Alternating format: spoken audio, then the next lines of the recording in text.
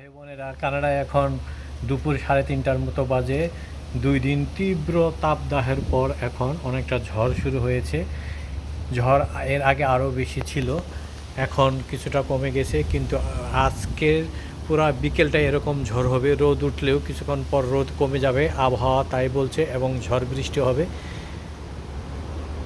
এই ঝড় বৃষ্টিতে দেখেন আমাদের গাছপালা অনেকটাই উল্টে গেছে, কিছু গাছ আরও উল্টে গিয়েছিল, আমি ঠিক করেছি। দেখেন আমার আর বাগানের মরিচ কত বড় হয়েছে, আসলে আমি বোঝাতে পারবো না এই ভিডিওতে এত বড় দেখা যাচ্ছে কিনা, কিন্তু আমি আমার জীবনেও এত বড় মরিচ দেখি নাই।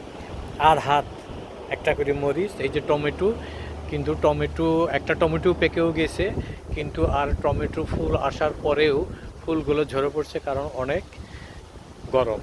আর আমার এই যে লাউ গাছ, আমার এক ভাবি, বাংলাদেশের ভাবি, রাপি ভাইয়ের ওয়াইফ আমার এই লাউ গাছটি উপহার দিয়েছেন। লাউ গাছটা দেখতে দেখতে অনেক বড় হয়ে গেল। ঝড় আসছে, আমি নিয়ত করছি যে এই বৃষ্টি আসলে, ঝড় আসলে আমি বৃষ্টিতে গোসল করব, বাংলাদেশের মতো উপভোগ করব। সবাই ভালো থাকবেন।